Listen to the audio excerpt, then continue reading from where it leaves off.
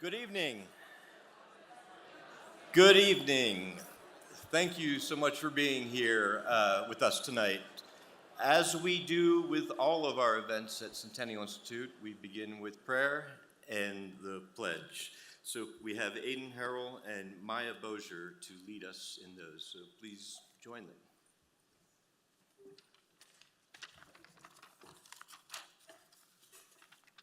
Please pray with me. Father, thank you for this day and giving us an opportunity to come together and contemplate essential questions about our future from the Christian worldview. Lord, you've made us in your image. Help us to delve deeper into its meaning. I pray that in our reflections on ourselves, we would see you more clearly. Help us to use these reflections to bring your light to a world growing dark. As we continue in our vain rebellion, trying to become gods ourselves, help us to remember that we are mere men made in your image, but infinitely below you in honor and glory. Guide us as we plan our response as a church to the new issues of the day, remembering that your wisdom and sovereignty are eternal, that your word is just as applicable today as it has ever been. I pray for our speakers as they prepare themselves to guide us through these difficult topics. Give them courage and help them to lead us into the truth. I pray that your spirit would be present in their words and that their words would build up the body. Prepare our hearts and our minds to hear and quicken us to act on what we hear this weekend. Thank you for the space you've given us to gather in, and I pray that you would keep us safe. Bless us and keep us this day. In Christ's name, amen. Please rise for the Pledge of Allegiance. I pledge allegiance to the flag of the United States of America and to the republic for which it stands, one nation, under God, indivisible, with liberty and justice for all. You may be seated.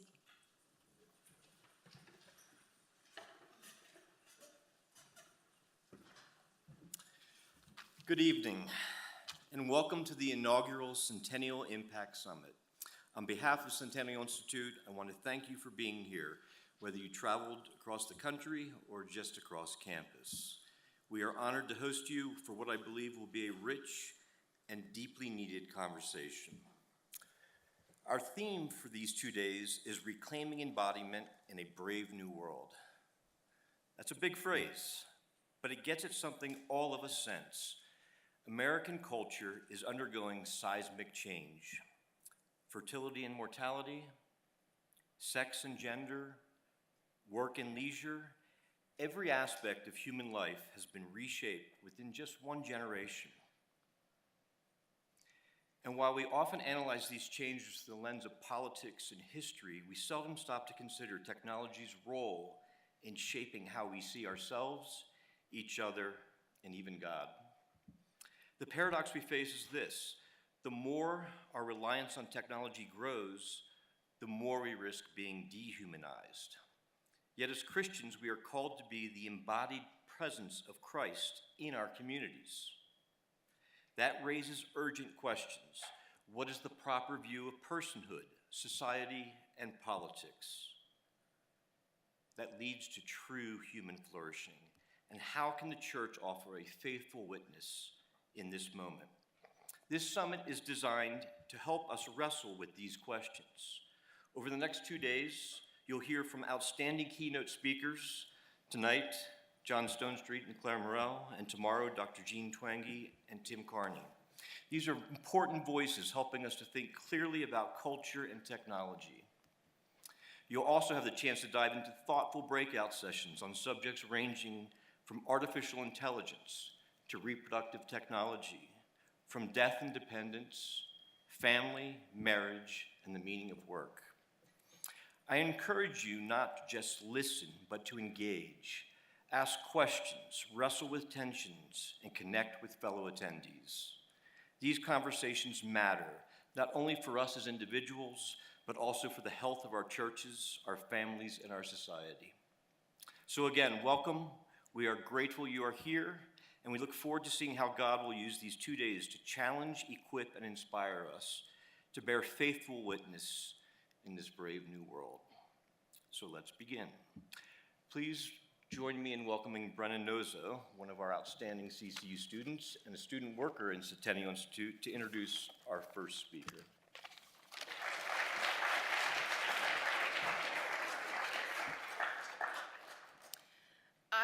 recently was told that I would get the opportunity to introduce John Stonestreet, and I was a little daunted. I was obviously excited, but John Stonestreet's work in theology, culture, and worldview is critically acclaimed, and for good reason.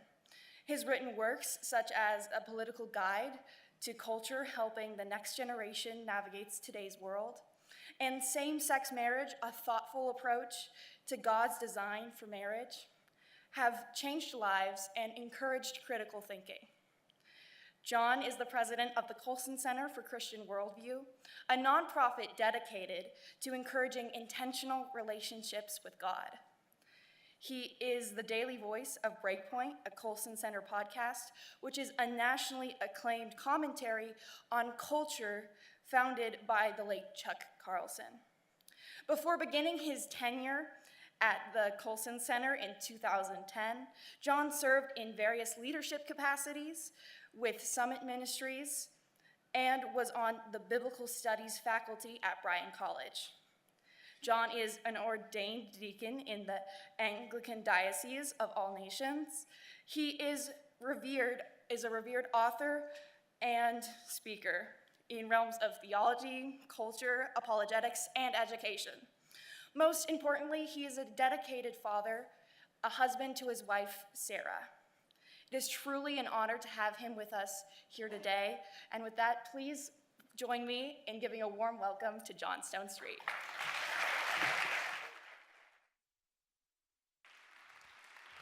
Wow.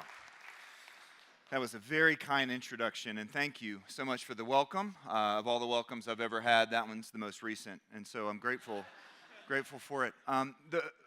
The philosopher and ethicist Peter Kreeft said something I came across. I think he said it in a couple books, but I came across it in a particular book on ethics, written 25, 30 years ago, probably, maybe even a little longer, where he said something along the lines of just about the time that our weapons, he said, grew up with us from being bows and arrows to thermonuclear bombs, we became moral infants. See the point he was trying to make? Our technologies have outpaced our ethics. Even as the consequences of a decision of using a weapon had grown dramatically, we had become less and less able to morally process it.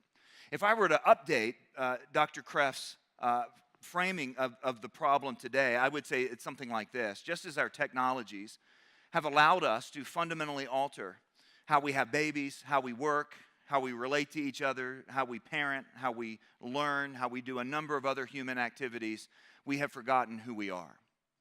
The headline of the last 40, 50, 60 years of Western culture is not fundamentally a headline about the decline of morality, although there clearly has been a decline of morality. If you think that the headline is that things that used to be considered wrong are now considered right, and things that used to be considered right are now considered wrong, is really the story of what's happened to the Western world over the last several generations, you're not quite getting it. It's not because that hasn't happened. Of course, there has been a moral decline. Many would argue, and I think there's compelling evidence, that it's more than just a decline, it's a moral collapse. But I think that the moral decline and the moral collapse in and of itself, the kind of question that Dr. Kreeft was answering back 40, 50 years ago, was more of a observation of the fruit than it was the root. The moral crisis that we have is fundamentally rooted in a deeper crisis, an anthropological crisis. In fact, the sociologist Peter Berger said this 30, 40 years ago, that modern man is inflicted with a permanent identity crisis. There was a particular incident in American culture where this first started to come together, in my mind, dates back maybe a decade or more. I know there's very little evidence of it today, but at one point in my life, I played basketball, and so I love the sport. It's not that funny. There was an incident, maybe some of you remember this. It was a headline article, a cover article in Sports Illustrated, written by a basketball player named Jason Collins. The headline of the article was, "I'm black, I'm gay, and I'm in the NBA." Does anybody remember this article? Okay, just me. Great. It was a remarkable piece. It created a national and international conversation because Jason Collins, with that announcement, basically became the first active male athlete in one of the big three sports, MLB, NFL, NBA, to announce that he was a gay man. There had been tennis players, swimmers, divers in individual sports. There had been retired athletes that made this announcement. But Jason Collins was still in the NBA. And this was, again, 10, 12, 13 years ago when this article came out. And so it was it was a huge cultural event. In fact, I remember talking about it in the months to come, the months following that, not only in almost everywhere that I went, when we were talking about some of these issues having to do with LGBTQ rights and equality and so on, but even internationally when we were working in areas of education and things like that. The article basically said something like this, that Jason Collins was gay. He knew he was born that way. It used a lot of that same language. And one of the distinctives of it was that Jason Collins in the article said not only that he was a gay man, but that he was also a Christian. And that he believed that God had made him that way, and then it was okay to be gay and a Christian. Now, I've been around enough locker rooms that some of the questions that were created by the article, for example, does this mean Jason Collins' career was over in the NBA? It did not mean that. Does that mean another team wouldn't pick him up? He was kind of not a great player, but a kind of a journeyman that went from one team to another, a big man. Everyone thought he was a really good teammate and so on. But it took a lot of courage at that point for him to put that out there in the middle of his career. It wasn't settled yet how especially the more macho side of American culture, particularly sports culture, would respond to something like that. If he was, however, expecting resistance, what he got, and this was kind of a shot across the bow, I think, for many of us, that culture had changed, what he ended up getting was an awful lot of affirmation and support. NBA legends, went on record. We support his decision. Current NBA players, including some of the best players in the NBA at the time, said, "We've got your, we're with you," in that sort of thing.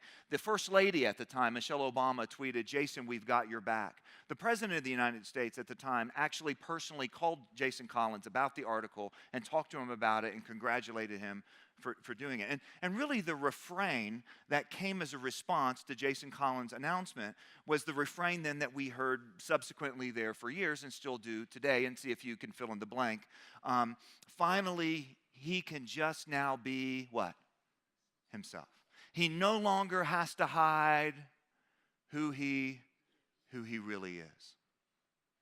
I was traveling when that story broke, and I went back to the hotel room and turned on ESPN. There's a show on ESPN called Outside the Lines, which deals with controversial sports issues. They had a commentator there on that program named Chris Broussard, one of my favorite NBA analysts, a guy that really knows the game and is a lot of fun to listen to. And they were asking him a lot of these questions. Hey, Chris, what do you think this means for Jason's career? Do you think that the NBA is ready for this? Are other sports going to follow? Are there going to be athletes in other sports that are going to feel that they're able to come out of the closet like this and so on? And it was a really interesting conversation. But then in the middle of the conversation went personal. The person who was hosting the show asked Chris Broussard, "Hey, Chris, you're a Christian too." And Chris Broussard, even though he's a sports analyst, well known for being a person of faith, he said, "Chris, you're a Christian too, aren't you?" And Chris said, "Yes." And he said, "Well, what do you think about that part of the article, not only where Jason Collins said that he was gay, but that he's a gay Christian? Do you think he can be a gay Christian, Chris?" And all God's people said, "Awkward," right? I mean, this was a question that was asked on national television. This was not a question clearly that Chris Broussard had been prepped for. And he stumbled around a little bit, but he ended up giving a pretty solid answer. He said, "Look, as a Christian, I believe that God created us male and female, and that God created sex to be in the context of marriage. So any sexuality outside of marriage between one man and one woman would be a sin." How do you think that went over? This was the first time you saw this on a cultural level. They called for Chris to be fired. They called for him to be let go. They called for him to publicly apologize. Some people called for him to be executed at dawn. They accused him of being a hater of Jason Collins, which was interesting because if you go back to what he actually said about what is sin, I think he condemned the sexual behavior of basically the entire NBA with his comment. But he was accused of just specifically hating on Jason Collins. Now, you say, what does this have to do with this whole conversation about anthropology and the cultural shift and the loss of what it means to be human and this identity crisis that Peter Berger talked about? Well, without going into too much of this history, I do think it's really important not only to talk about the state of the cultural moment, but how we got there.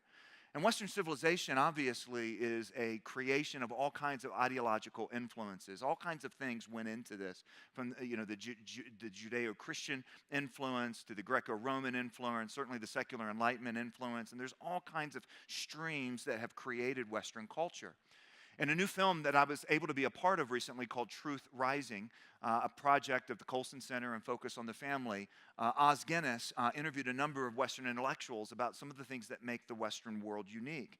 And one of the things they all came back to, some of them people of faith, a couple of them atheists, but looking at the state of Western culture, they said one of the distinctives of Western culture is how it understood the human person, how it specifically understood human dignity as being something located in each and every human person. Now, the Christians that were interviewed located that into a very specific theological framework. The atheists did not, but they still noted that there's something unique and distinct about Western culture and its understanding of human dignity. And it's something like this. Even if you don't specifically locate it in the idea of the image of God, which I think is the best explanation for it, there's still this kind of thing that emerged in Western culture, that the thing that makes us who we really are is that we are fundamentally metaphysical and religious creatures. It doesn't mean we all agree on the metaphysical on the metaphysics or on the religious answers, but that we are fundamentally the sorts of creatures that ask big metaphysical questions about life in the world. And that's really the core of who we are. Questions that philosophers call the ultimate questions, the moral questions, like where did I come from and why am I here? What happens when I die? What's the meaning of life? That sort of thing. How many of you guys have pets at home? Your pets don't ask these questions. They don't go around wondering, where did I come from? All pets care about is where they're going to find their next meal, their next nap, and their next mate, right? That sounds like a lot of college sophomores, but reality, what it means to be human is to ask these big fundamental questions about life in the world. And then we actually then decide how we're going to live and behave on the basis of these questions. So who we fundamentally are is our metaphysical, how we metaphysically understand who we are, and then our behavior is on the side. Think about the Jason Collins-Chris Broussard interchange. Jason Collins made an announcement about something that up until quite recently was considered to be nothing but behavior. And he was told that's who he is. Chris Broussard makes a metaphysical observation about life, about God, about meaning, about creation, about created design. And he's told, no, you can't bring that into the public square. You have to keep that to yourself. Do you see the big swap? In other words, there's been a fundamental loss and a fundamental exchange and a fundamental untethering of what it means to be human. And that's happening at just the time that our technology is giving us an increased and unprecedented opportunity to fool around with some of the most fundamental human understandings, the most fundamental human experiences, and certainly how we relate to one another. Now, how did we get to this point of identity crisis? There's a lot of folks that predicted this. It's a fascinating thing to go back into the history of sociology, and particularly some thinkers in the early 20th century that were basically looking ahead, saying that there was going to be an identity crisis. But I think one of the most unlikely sources of this was Friedrich Nietzsche. Now, Friedrich Nietzsche, of course, gets a bad rap, and that's because he's known for saying what? God is dead, and he died of syphilis in an insane asylum. But other than that, Nietzsche had this incredible place. Well, let me just put it this way. There were two places that Nietzsche talked about, or really talked about the idea of God being dead, okay? The first was in a parable called Thus Spake Zarathustra. In that parable, he was basically making the case that we needed to get beyond the idea of God in the Western world. And when we get beyond the idea of God in the Western world, it's going to change how we behave. And he was basically advocating for this new way of thinking about life in the world.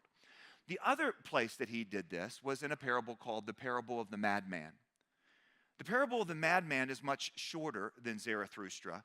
It also has a different approach. In the parable of the madman, he is not talking and making the case for the death of God. He's actually trying to make the case with his fellow atheist of how big of a deal it is and how chaotic it was going to become.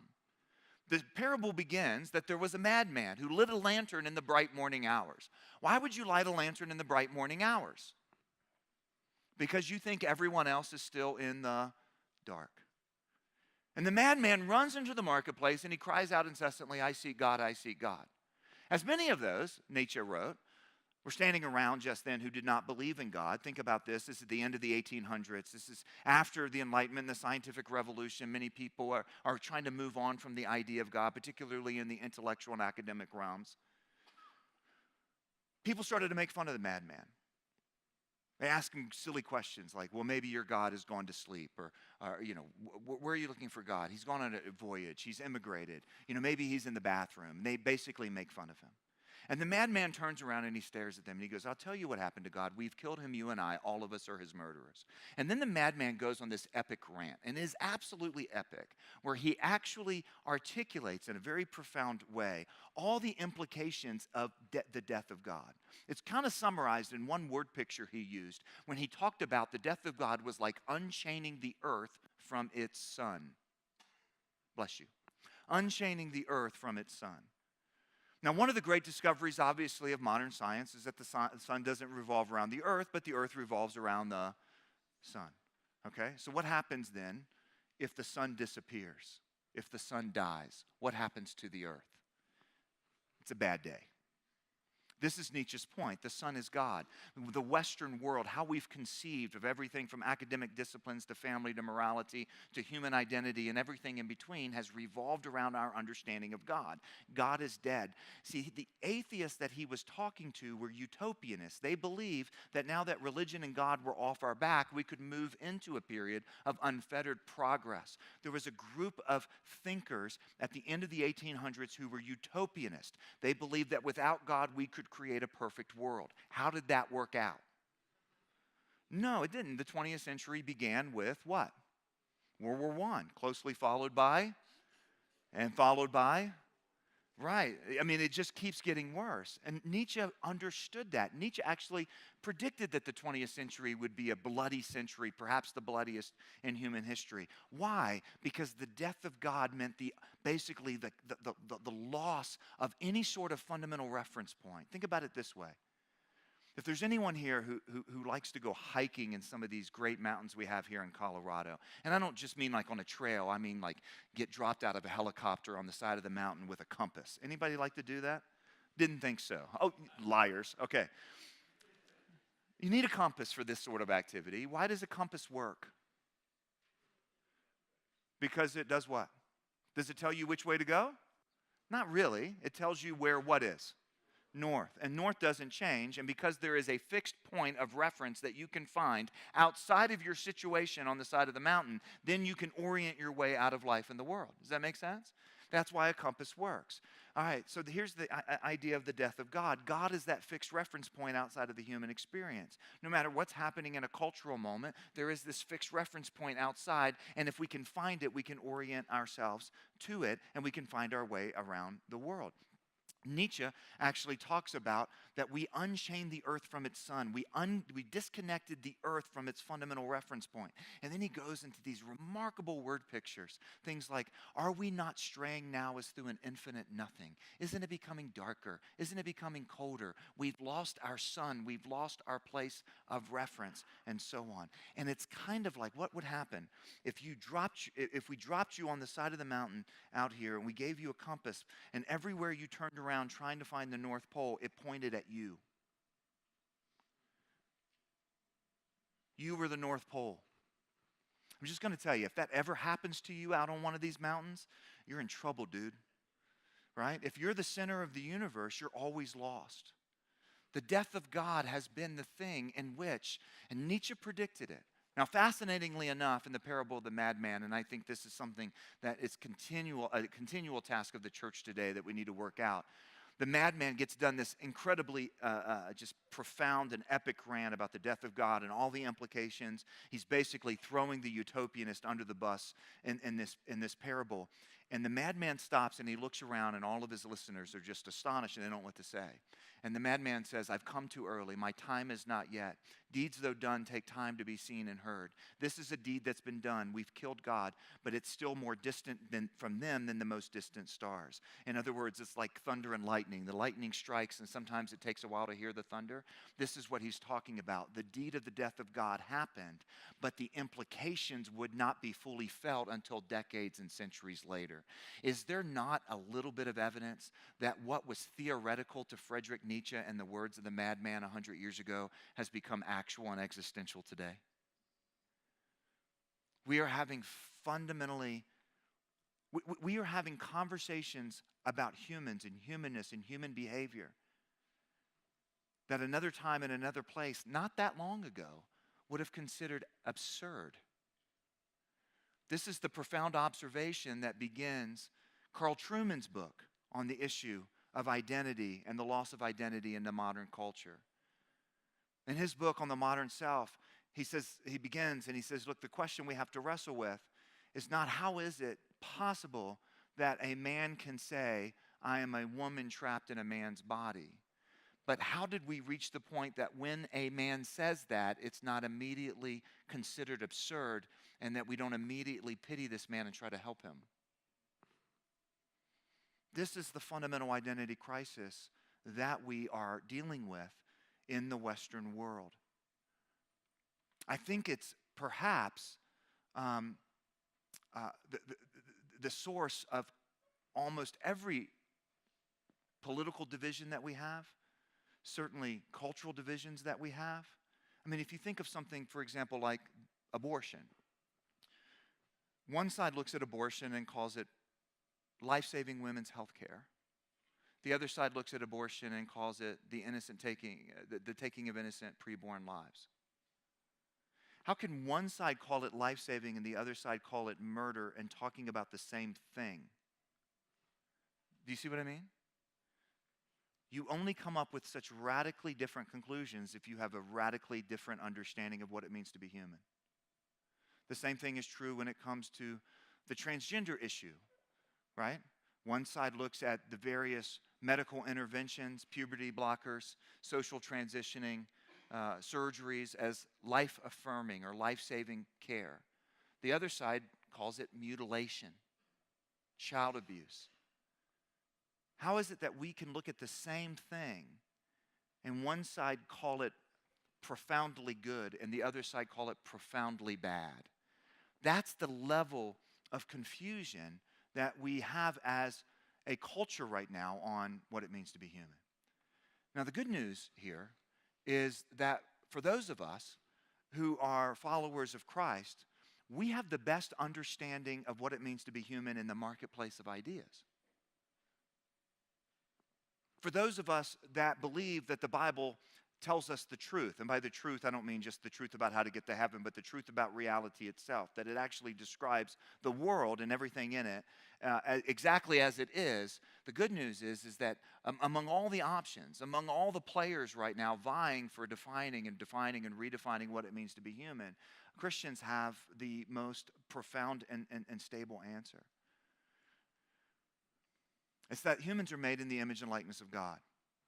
One of the problems we have as Christians is that is a fact that many of us know but haven't thought a whole lot about. That is something that many of us would agree with, maybe even could repeat on a test or a quiz.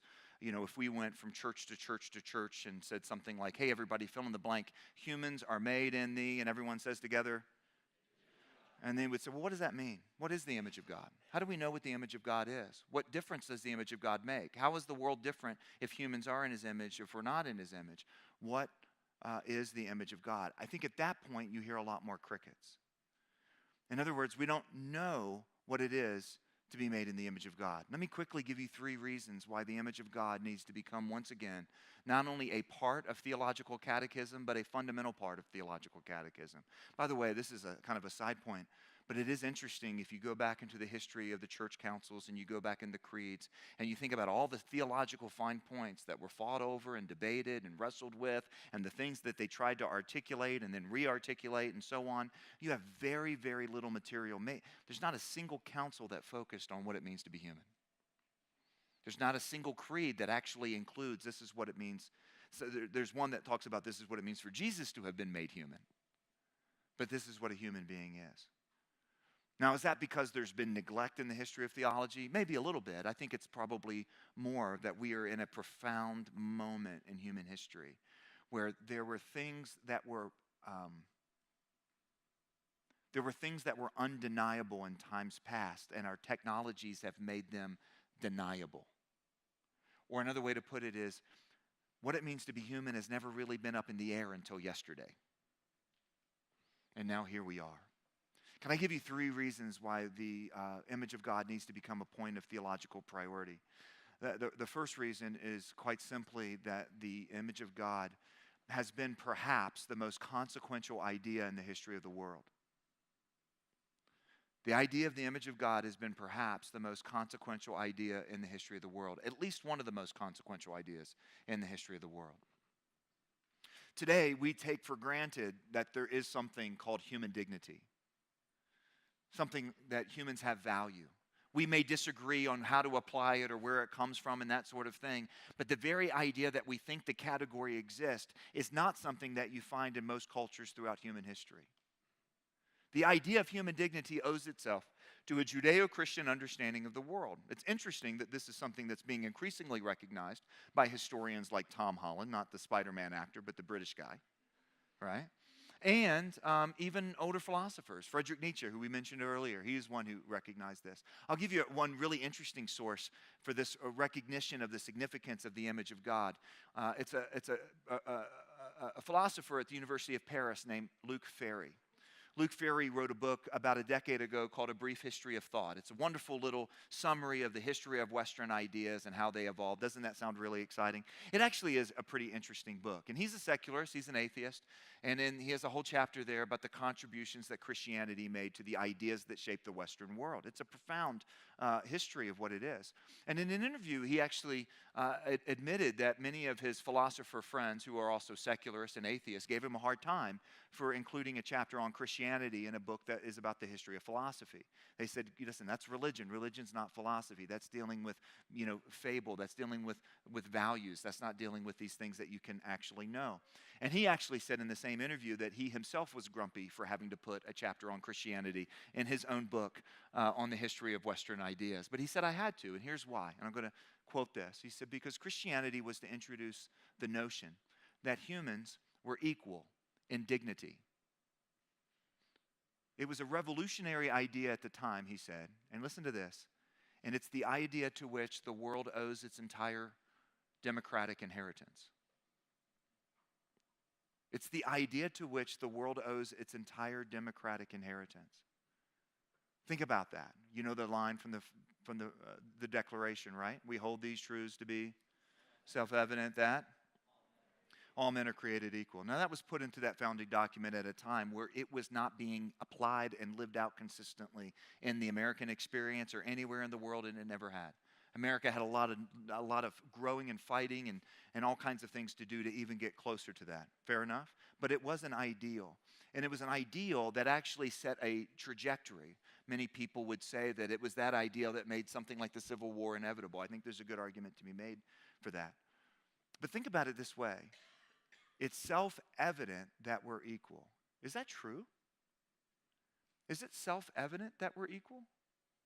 Take a moment and just look around the room at each other. Would you make each other feel super awkward? Go ahead, do it. I give you permission. Just look around. Is the first thing that comes into your mind, hey, we're all alike?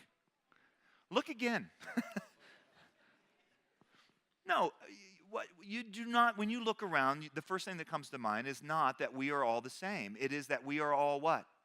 Different. Some of us are taller than others. Some of us are older than others. Some of us have this shade of skin or that slant of eye, this color of hair, this kind of skin. I mean, in other words, there's all kinds of ways that we're different. So if it's self-evident, based on what? If there is something of equality and dignity to be found in the world, it cannot be based on anything that we share on the outside, because there's nothing that we all share on the outside. It's got to be based on something we all share on the what? On the inside. And the only idea in the history of the world that has grounded what it means to be human and grounded that level of human dignity is the idea that we're made in the image and likeness of God. The second reason we need to prioritize this as a matter of catechism and a matter of focus for Christians is not only is it one of the most consequential ideas in the history of the world, but it is a core idea in Holy Scripture. It is a core idea in Holy Scripture. Without going down this rabbit hole, the Scripture does not just give us a set of truths. It fundamentally gives us the truth about all of reality. It does that in the form of a story, right? The story begins in the beginning, and it ends in not the end, the new beginning. Okay, that's what Revelation teaches. From the beginning to the new beginning, from the heavens and earth to the new heavens and new earth. In any story, a fundamental thing that you need to understand the story is who are the characters. And right off the bat, the Scripture introduces human beings in a very different way. I wish we had time to really go deeply into the language of Genesis. The language of Genesis separates human beings as exceptional and as different from everything else that's created. What God says, how God pronounces that humans are good, everything in the middle. In other words, it is a core understanding to the history of Scripture and the story that the Bible tells. And then finally, third, we need to understand what it means to be made in the image of God. Because, as we talked about at the beginning, the question of anthropology, what it means to be human, who we are, and the differences in our understanding of what it means to be human are at the core of all the big debates in our culture, all the big confusions in our culture. We live in a profoundly dehumanizing moment. And this is something, by the way, that Scripture also predicts. You don't just see this in the philosophers and in the anthropologists and those who are talking about what's going to come in centuries and so on before. I'll close, and then we can. I think we're going to have some time for some Q&A or some conversation here before Clare comes. But let me point you to a passage of Scripture that I think is incredibly important on this front. Psalm 135. Psalm 135. In Psalm 135, the psalmist, who's David in this case, says that he gives us the first 14 verses of that psalm are 14 verses why we ought to praise the God of Israel. And it's everything that God did for the nation of Israel. He's good, He's gracious, He's faithful, He's redemptive. There's all these things that it covers. And then the psalmist in verse 15 starts to provide a contrast between the God of Israel and the gods of the nations. And it says this: the gods of the nations are silver and gold made by the hands of men. They have mouths but cannot speak. They have eyes but cannot see. They have ears but cannot hear, nor is there breath in their mouths. In other words, idols, as opposed to the real God, are dead. And we know that. From our perspective, it seems rather silly for someone to take a block of wood and carve an ear on it and then try to talk to it. Right? Or someone to take a block of wood and carve a nose on it and then light an incense candle. Seems kind of silly, doesn't it? But that's not the main point that David is making as he's contrasting the God of Israel with the gods of the nations. Verse 18, here's what he says: and those who make them will be like them, and so will all who trust in them. Isn't that a profound thought? That God has created us and the world in such a way that we literally become what we worship. We see ourselves in the image of whatever it is that we worship. Even worse, whether in public policy, whether in how we handle our technology, how we structure our homes, or any other many things that we could talk about in between, we see other people in the image of whatever it is that we worship. And the scoffer might say, well, good thing we don't have idols today. Do we have idols today? I think we do. I'm going to give you 5 just quickly. And because I used to be Baptist, they all start with the letter S, okay? The first God, all of these things are things we assign godlike status to. And all of these things have become profoundly dehumanizing for us as individuals and for us as a society of individuals. First, sex. Those who push the sexual revolution on the Western world literally promised sex as a replacement salvation. They talked about sex as if sex without consequence could bring us salvation, could bring us joy, could bring us peace. Sex has become one of the most profoundly dehumanizing aspects of the modern world. And what a sad thing, because God created sex to bring life. And sex is that thing which in many ways takes life, steals souls, hollows us out from the inside. Number two, the state. God said that in Scripture it talks about, the psalmist says, my God shall provide all my needs. But when we look to the state to provide all of our needs instead, when the state becomes that which defines, when the political realm sucks out all the air out of the room and all the air out of society, then there is less and less room for us to be authentically human, and especially human together, for all the other significant fundamental relationships for which we have been created. Science. Thus saith the Lord is repeated over and over and over throughout the Old Testament. Jesus also points back to these lines in Matthew in particular, and Deuteronomy, where the word of the Lord is the thing that's supposed to define reality. But we say things like science says, or the science is settled, or something like that. We believe in science. We have posters that say that. T-shirts, yeah. Stuff, that's another one. Pascal famously said that there's a God-shaped hole in our heart that can only be filled by God. Man, a lot of times we live as if there's a Lexus-shaped hole in our heart that can only be filled by a Lexus. Or a stuff-shaped hole in our heart that can only be filled by stuff. And we become what we worship. We see others as being merely what we worship. And so we think about others as being merely stuff, to be bought, to be sold, to be consumed. And of course, the ultimate one, the ultimate idol, is the idol of self. And that's the irony, is that you won't find yourself by looking for yourself. If you really want to know who you are and you're made in the image of God, you can't find it by looking inside. You have to find it by looking at Him, looking outside yourself, having that fixed reference point. Bless you. That's true not only for individuals, that's true for an entire society. And I think we can see the hollowing out of ourselves and how we think about ourselves, and particularly how dehumanizing aspects of modern life is in light of the idols that we worship. All right, let's take a few minutes and we can just have a conversation. Should I just welcome whoever wants to ask, or raise your hand?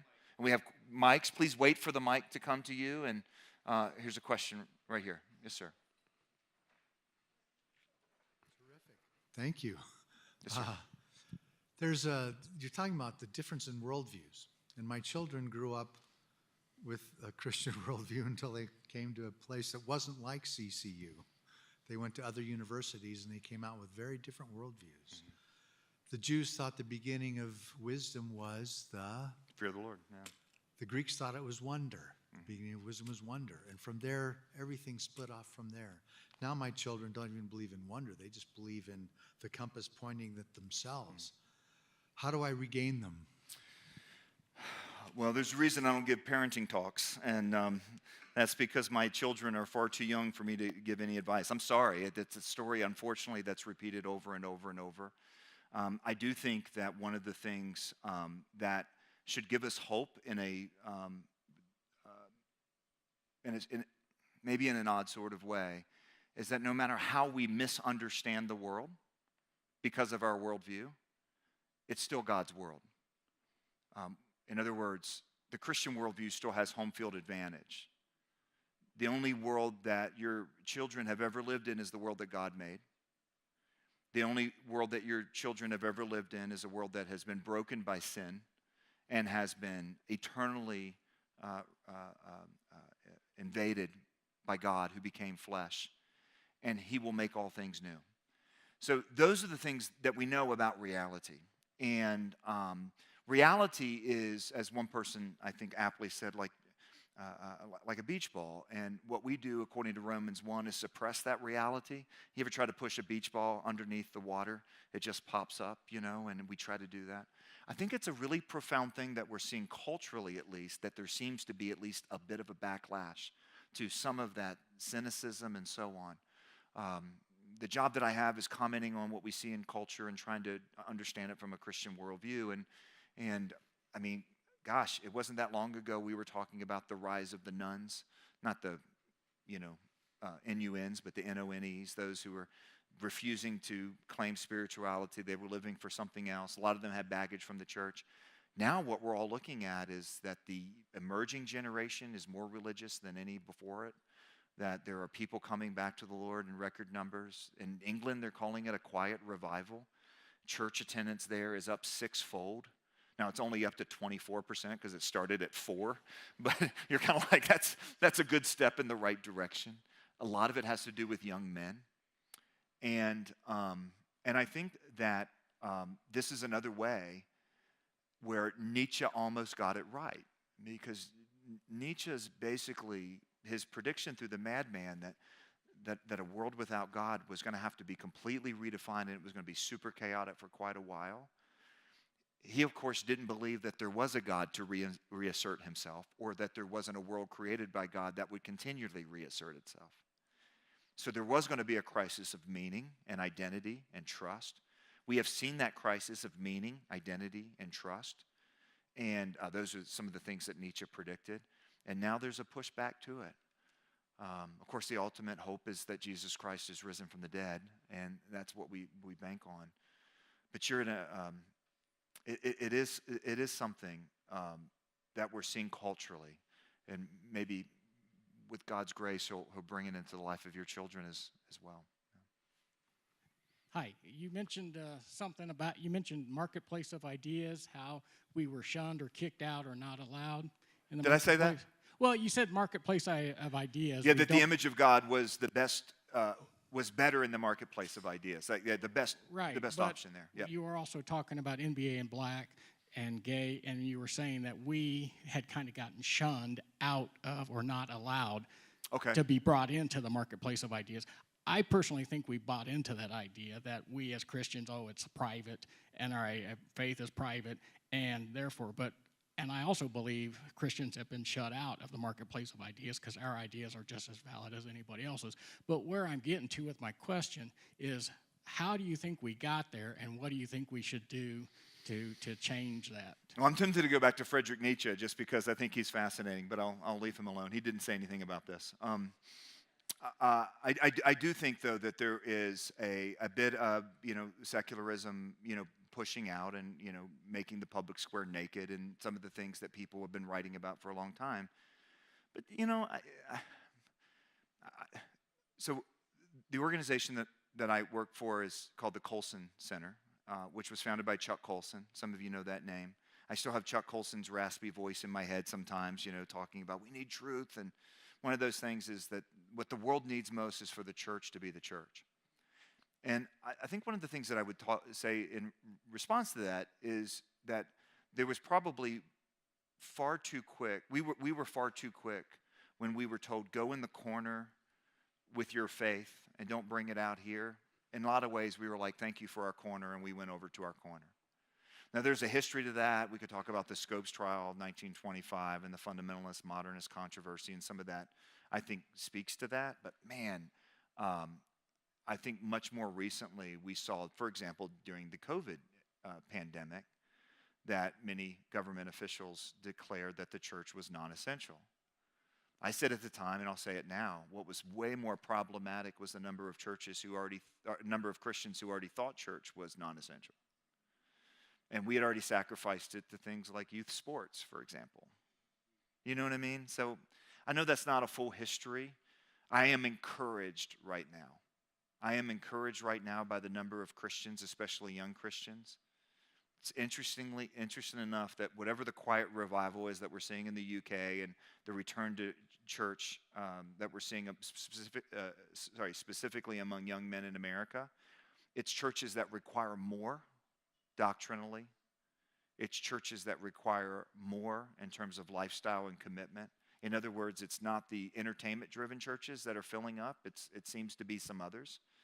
Jonathan Edwards wrote about the signs of revival, back in the midst of the First Great Awakening, when he was getting challenged about the legitimacy of it.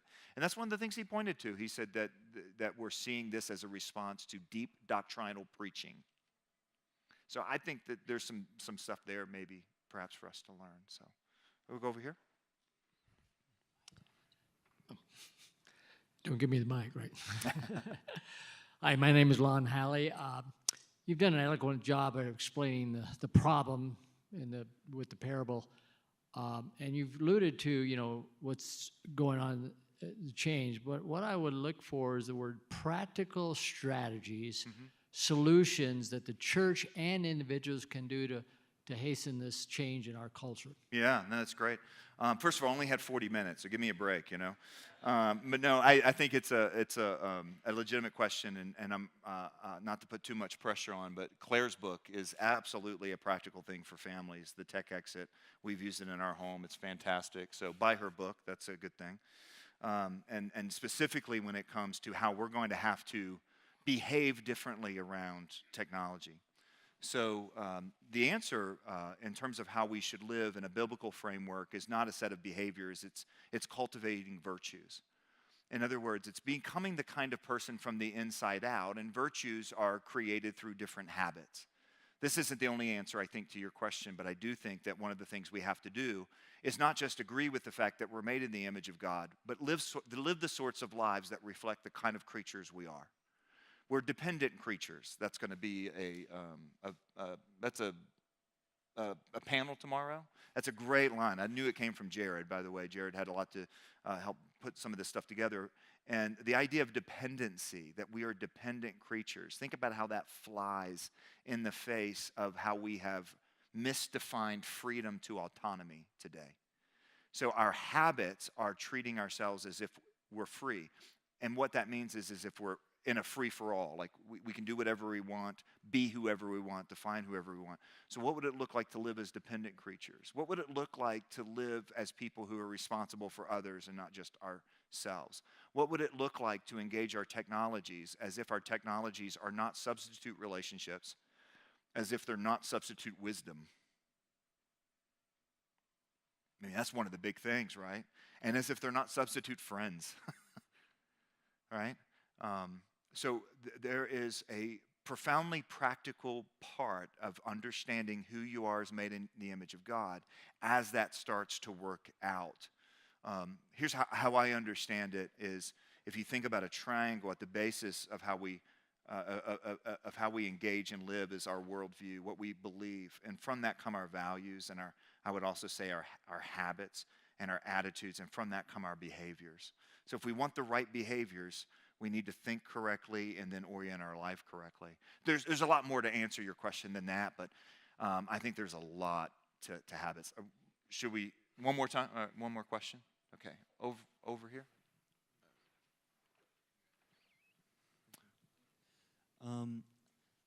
I was just wondering, so there's been a lot of things that's been happening recently, and how in the modern day do we Christians love people who openly celebrate death indifferently? I know everyone's thinking specifically of those who reacted to Charlie Kirk's assassination, but there's a lot of examples of what you're saying. That's one of them, and there are a lot more.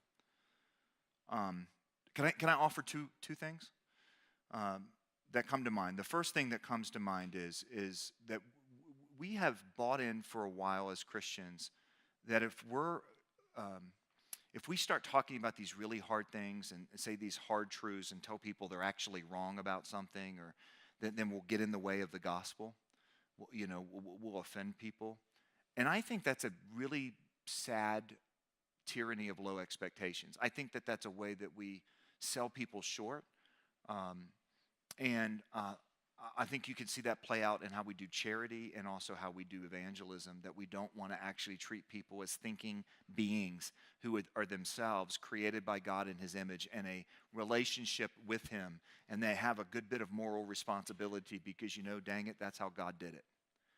And I think there's at least a little bit of that where we don't have low expectations. In other words, let's not sweep things under the rug that are morally reprehensible. Calling something morally reprehensible sometimes is the way people find Jesus.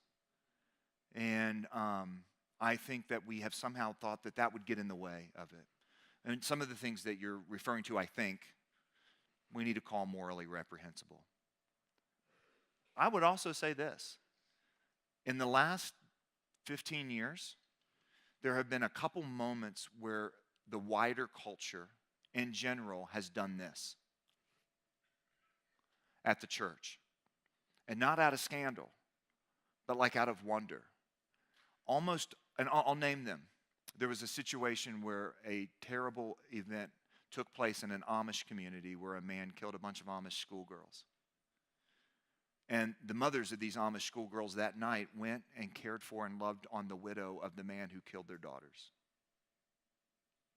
The day after, Dylan Roof went into Mother Emanuel Church in Charleston, South Carolina, and executed a bunch of people who were there for a Bible study. Many of the other members of the church got on the virtual arraignment and forgave him. There was a mom who had a son, 6-year-old boy, at the Mall of America in Minneapolis. And a crazy man who was literally, found out later, was looking for someone to kill that day. Took him and threw him over the escalator, and he fell 30 feet to the ground. He survived. That mother forgave him. And then we saw that again, didn't we? Just at the memorial service for Charlie Kirk, where Erica Kirk, in stark contrast to the words of some other people that were on the stage that day, said, I forgive him.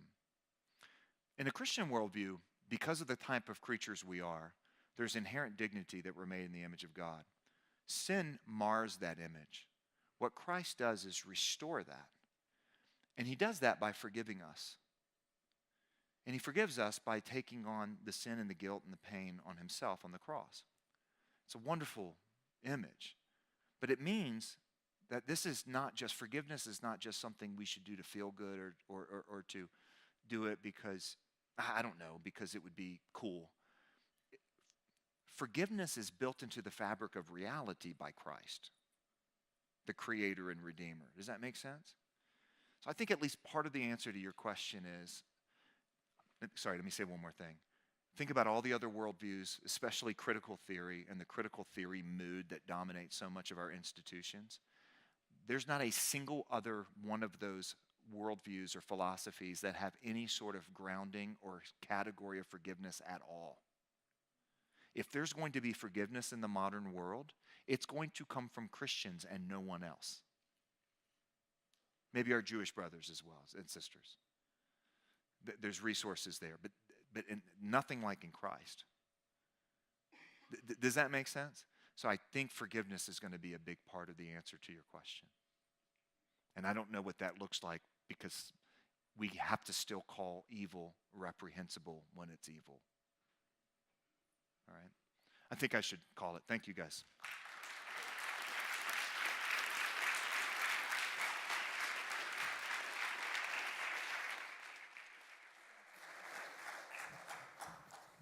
Hello, my name is Lucy Polvo, and I am a student at CCU as well as an intern at the Centennial Institute. This past summer, I was tasked with finding posts on a certain tech and policy expert's social media advertising her brand new book, The Tech Exit, a practical guide to freeing kids and teenagers from smartphones. The more I looked into her, the more respect and awe I had for the work that she is doing. Luckily for you all, she is here tonight to speak on her book and give us insight into what we can do to free kids and teenagers from the debilitating device we call smartphones. Clare Morell is a fellow at the Ethics and Public Policy Center, where she directs EPPC's Technology and Human Flourishing Project. Prior to joining EPPC, Ms. Morell worked in both the White House Counsel Office and the Department of Justice, as well as in the private and nonprofit sectors. Ms. Morell has had opinion pieces published in the Wall Street Journal, the Washington Post, Fox News, Bloomberg News, the New York Post, Newsweek, the Washington Examiner, National Review, First Things, National Affairs, American Affairs Journal, Deseret News, The Federalist, The Hill, Public Discourse, World Magazine, The American Conservative, The Washington Times, and The Daily Signal. Ms. Morell has testified before Congress, and her policy work has also been featured in the New York Times.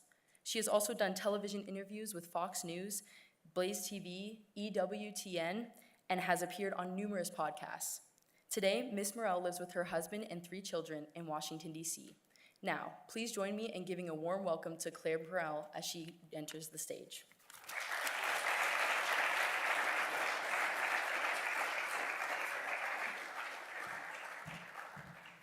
Thank you so much. That was such a kind introduction. I'm excited to be here with you all. And I want to dive right in because I know we don't have very much time together. So I'm just going to give a little bit of a background about my book, and then we'll get into kind of some of the practical steps that I offer. In the last decade, emergency room admissions for self-harm among 10 to 14-year-old girls has tripled. The latest CDC study on teens found that 1 in 3 high school girls had seriously considered taking her own life in this past year. 1 in 3. In one internal study, Meta found that as many as 100,000 children received sexual content sent to them, such as pictures of adult genitalia on their platforms a day. 100,000 minors a day. Another independent survey found that 1 in 3 minors report having an online sexual interaction, and 1 in 5 report having one with someone they believe to be an adult. The rates of sextortion are exploding, especially among teen boys. Between 2021 and 2023, reports of sextortion increased by over 300%. Snapchat alone receives around 10,000 reports of sextortion each month, and that figure is likely only a fraction of the total abuse occurring on the platform, and that is just one app. Parents know in their guts, they read these statistics, they read these stories in the news, that smartphones and social media are not ideal for our children. They hear the work of Jonathan Haidt and Jean Twenge, who I'm so excited you'll get to hear from her tomorrow. And they see for themselves the evidence that social media and smartphones are harmful to children. Yet it remains extremely difficult for concerned parents to stand against the strong current of screens into childhood. Giving a smartphone to a teen today feels like an inevitability. All their friends have them. Schools and extracurricular activities require certain apps to participate. And no parent wants their child to be ostracized or disadvantaged. This is a classic collective action problem. No parent wants their child to be the one left out. The good news I want to share with you today, and that my new book, The Tech Exit, explains, is that parents working together can provide the collective solutions that we need to change the culture around kids and phones. Legal reform is one tool that can help shift the culture in the right direction, but legislative change can be slow. So parents, please know that it is possible for us to beat the digital tech crisis ourselves by creating counter communities that resist screens together. And schools and policymakers too can play a critical role in supporting this. And I just want to say, in a room of young people and college students who are not yet parents, but Lord willing will be future parents, it's important to think about these things now and form your convictions before you have kids. And so this is the perfect time in your lives to be thinking about this. So the question I want to challenge you all with tonight is, how can you be part of changing the culture to raise children and teens free of smartphones? We all have a part to play, and I want to share with you tonight some ways that you can be part of that cultural change. But first, we need to back up a little minute and understand why a tech exit, why a smartphone-free childhood is necessary. Why is a total opt-out needed? Can't parents just put screen time limits and parental controls in place? At first glance, that moderate approach sounds the most appealing. Seems like these families can have it all. They can both allow their children to have the screens, they don't have to say no to their kids, and they can also ensure that their kids are protected from any of the detriments. But in reality, the parents trying to do everything are the most frustrated. The tools are exhausting and they don't work. The kids aren't being effectively shielded from screens' negative impacts, and the parents are miserable. They're getting the worst of both worlds. And I want to explain why that is with two key reasons. The first is that screen time limits are not enough. We have a metaphor problem when it comes to digital technology. Our culture has treated screens like sugar, something that is harmful in large amounts, but can be enjoyed in moderation. However, the brain research increasingly shows us that the impact of social media and smartphones on the brain is much more like that of a highly addictive drug. And the developing brains of our children are especially vulnerable.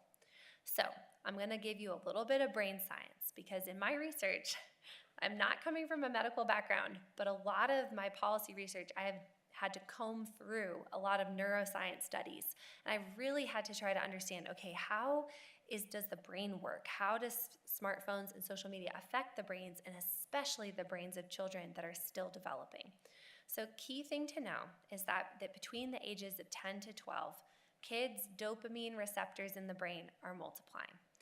Dopamine is a neurotransmitter. It specifically gives our brain a burst of pleasure when we do something that makes us happy, that gives us satisfaction. So we can get that from eating sugar or food. Or in the case of social media and smartphones, anytime we get social approval or social feedback or rewards, it gives us a little burst of this dopamine. However, the dopamine does not produce lasting satisfaction or fulfillment. It just creates craving. Because as soon as you get that little spike of dopamine, what happens is your brain actually goes into a dopamine deficit. It doesn't go back to homeostasis. It wants you to do that thing again. It goes into a state of craving. And so what's happening, and the reason that this brain development, these dopamine receptors are multiplying among young tweens' brains, is because as a natural process in human development, it's meant to start turning us outward from our immediate families to forming connections and relationships with our peers. And so we get, again, those dopamine hits from this social feedback and these social rewards. Well, just at that same time now, tweens are getting their first smartphones or first access to social media.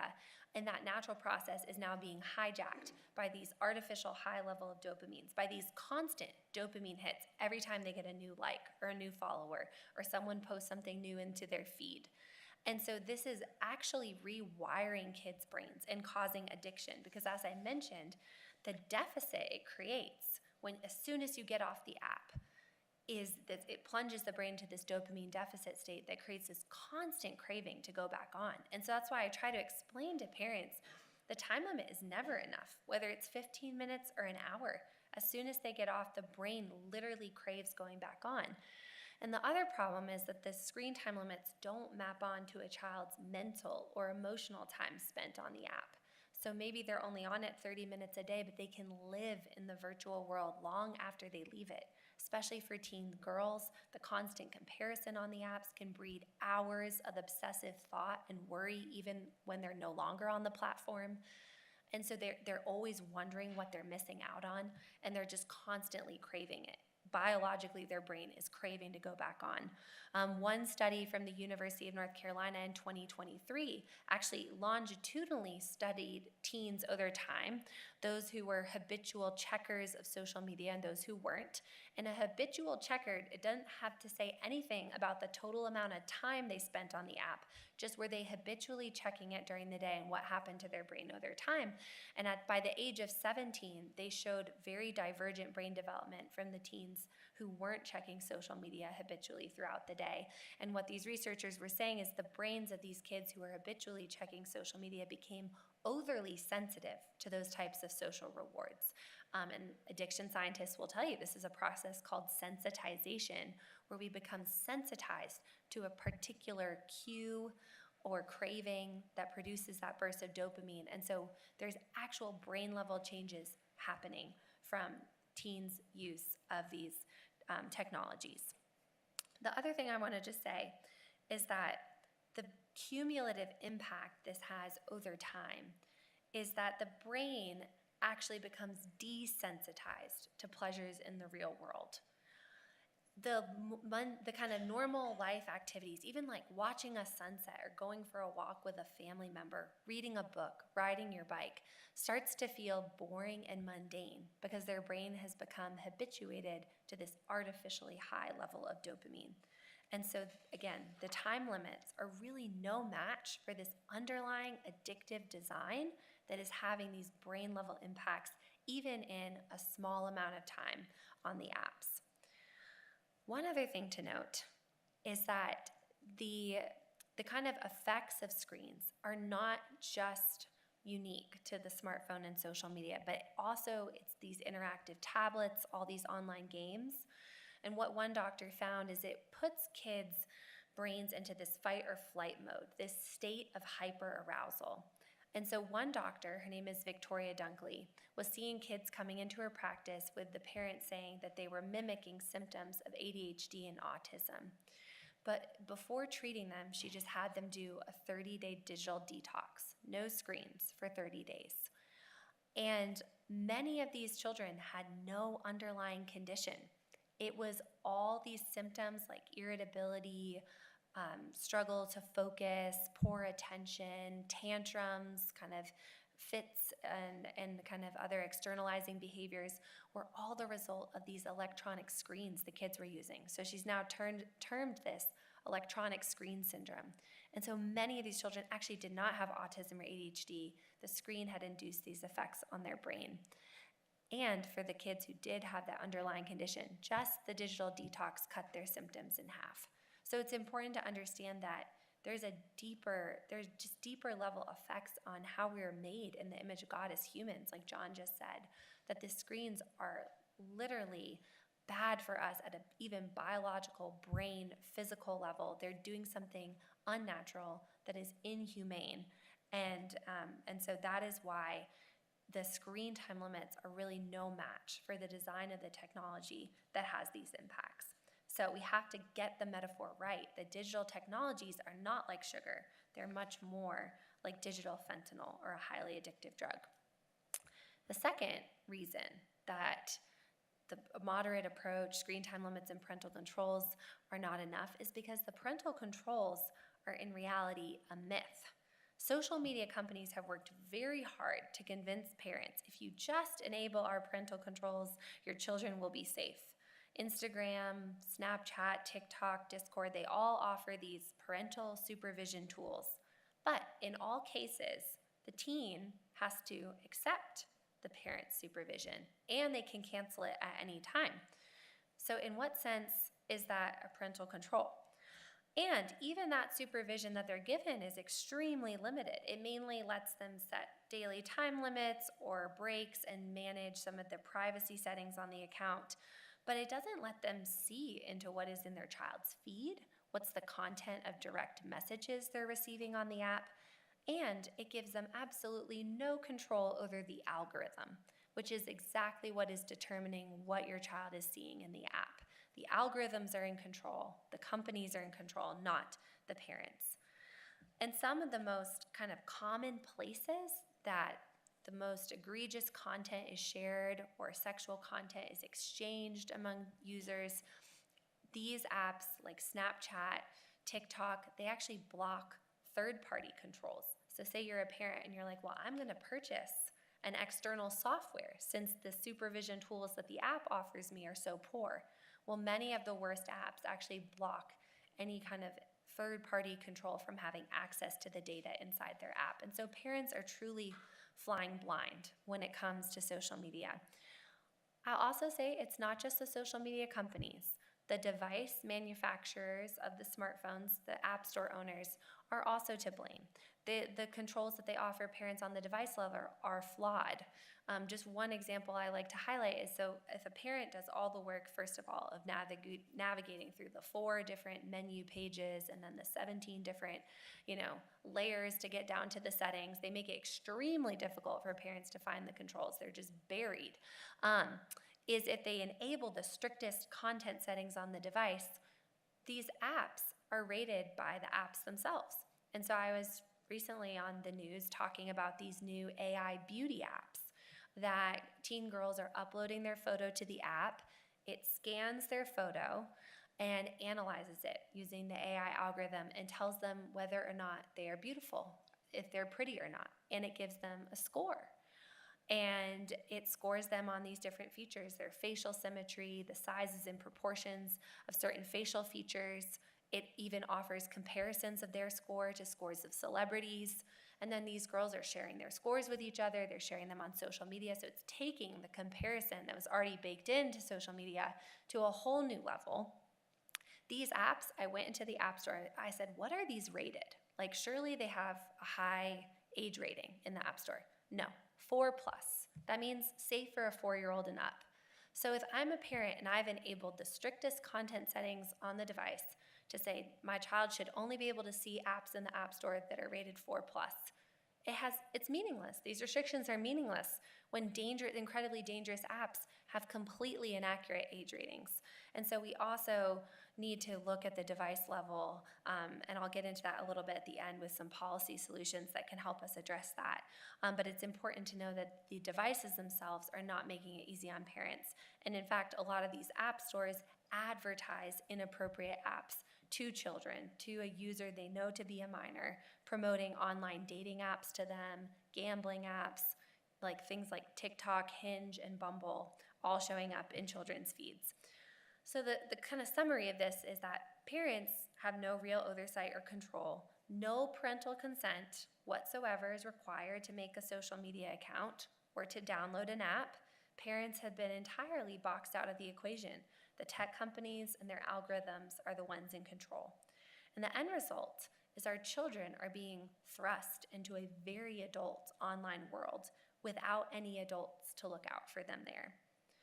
The great digital paradox is that our children are being exposed to sexual adult content more than ever before in human history. They carry it with them in their pockets 24/7. And at the same time, because of these extremely addictive effects on the brain, they've never been less prepared to handle it, because the design of the technology itself creates this addiction and dependence, this kind of living in this phase of instant gratification in the brain, which really stunts the development of our prefrontal cortex, which is responsible for our self-control and our impulse control. And so it's also stunting their ability to actually develop into mature adults with self-control. So screen time limits and parental controls don't work. They don't effectively protect our kids, but they also don't address the much deeper problem behind these spiking rates of teen anxiety, depression, and self-harm that Jonathan Haidt and Jean Twenge so well document. And again, Jean is amazing. I just want to say that. She's doing all this frontline research on the psychological and sociological impacts that technology is having, especially on the generation. So I'm glad you'll get to hear from her tomorrow. And these are real concerns, these mental health concerns, but they're only symptoms of a much greater spiritual disease afflicting us and afflicting childhood. The nature of these technologies and the virtual world they create is a threat to the very core of our humanity and flourishing, because screens and their apps habituate children towards an inhumane way of life. This is because the character traits that are incentivized, that are adaptive for the online world, are maladaptive for the real world. Screen technologies create dependence and addiction instead of independence and freedom. It rewards and celebrates self-focus. John was just saying all this. This self-focus and self-expression rather than responsibility and service to others. It's an entire world that is built on metrics, likes, reshares, and superficial connections instead of friendship, trust, and conversation. And it trains our brains to skim and switch between tasks instead of focusing, reading deeply, thinking complexly. It wires us for consumption instead of production. And it trains us to be mindlessly entertained and amused instead of fostering our own creativity and problem-solving abilities. These results are just the exact opposite of what all parents want for their children, and especially for Christian parents. We want our children to love and know Jesus, to love and serve others, to desire to read his word. But digital tech undermines a pursuit of the Lord and love for others with constant scrolling ourselves away from eternal matters and catechizing children with the belief that life is all about self-pleasure and their own entertainment. And these results are also directly opposed to what is best for us as a nation. The endurance of a self-governing republic depends on a virtuous, flourishing citizenry. History and experience teach us that virtuous citizens are formed by families and religious communities and the relationships of love and mutual responsibility they create. And so that means that what parents want for their kids is also what's best for the nation. Free and virtuous women and men who will be contributing members of society, who will make their country a better place and who are qualified to serve as leaders. The big tech companies are working to form a different kind of person. They want our children to hand over as much of their time, their attention, and data as possible. Smartphones and social media are not designed to be used responsibly. They're designed to overpower our own self-control and turn us into unthinking, dopamine-addicted users. And we are not immune as adults. Let me just caveat that. I've been talking about the developing brain. The addictive effects are very real for us too. And then the kinds of content that children are being exposed to on the platforms is habituating them toward vice instead of virtue. And so we are at a crisis point. Parents are in direct competition with big tech companies, and whoever wins that competition is going to determine what kinds of people are formed, what the next generation of our pastors and church members look like, what the future citizens of our country are like, and therefore what kind of nation we become. And so the souls of our children and the soul of our nation is at stake. So what must we all do to win this fight? How can we help parents win this fight? How can you be part of changing the culture to raise our children and teens free of these digital technologies? Well, the very short answer is also a very simple answer, which is just opt out entirely. And this is the definition of the tech exit. It's so simple. No smartphones, no social media, no tablets, or video games during childhood. And I just want to say for parents who may have already given these things to your kids, it's never too late to reverse course. It's really never too late. And so for you, the tech exit starts then with walking your kids through a complete digital detox from all interactive screens. Start with a 30-day detox if you can. There are lots of plans you can follow, like Screen Strong, run by a Christian mom. She's amazing. Screenstrong.org. They have a 30-day plan, a community of parents. So just make a plan. Decide to do it. Pick a day on your calendar. Prepare your family. Tell your kids why you're doing this. Get your spouse on board and make it very positive that we're going to do this together as a family, get rid of all the screens from our house, and then we're going to stick to it. I truly believe that anyone can do something for 30 days. And I think that it's the best way for you to actually see the results for yourselves, to see the difference that giving up the technology completely can make on your family. And that's what I found in all the families I spoke with. Many of them said that they thought it would be impossible to get rid of the smartphone or to get rid of the tablet. But they said, we just reached rock bottom. The situation, the screen time limits they were trying to impose created 40 new battles a day. They thought saying yes to giving the smartphone was going to help their relationship with their child. It made it worse. That child became more distant. They had more battles and more friction in the relationship. And so they said, okay, we're going to try a detox. And it worked. And it wasn't always easy. There was a pain point to push through. Just like giving up any addiction or any bad habit. It's hard the first couple of days. But these families pushed through. They made it to 30 days. They couldn't believe the changes they saw in their kids. And that's the positive news, is that kids' habits can be reshaped and reformed, and that their brains can actually recalibrate to a normal homeostasis of dopamine. They don't have to stay in that dopamine deficit state anymore. Real life activities start to feel more enjoyable and pleasurable to them again. Okay, so that's how you fast. And I go into far more detail in my book, How to Detox. But then once you've fasted, we need to feast on real life. And feast is how you sustain the tech exit over the long term. So FEAST, this is the 5-letter acronym I use to summarize the 5 core commitments that tech exit families live out and that you can live out too. You don't have to have kids to live these out. This is for anyone. And so I will just start very briefly. I'll explain each one. And there's obviously greater detail in the book. So F is find other families. Find other families to exit with you and create counter communities. And for those of you who are not yet a family, find other friends to do this with you. In the book, I give lots of concrete examples, but briefly, just for families, start with your neighbors. Find a family or two on your street that might be like-minded to not do screens with you, and instead work to get your kids playing outside together. So there was this neighborhood I came across in the DC area that was described to me by a friend as looking like something out of the 1970s.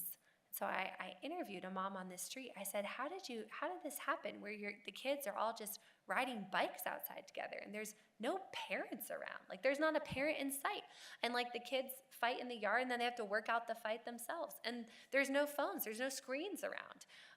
And she said, my neighbor across the street just started talking to me about how they had come to these tech convictions with their kids, and we thought, okay, well, we'd like to do that too. And so we just got our family's kids playing outside, and then before you knew it, it just shifted the momentum on the street.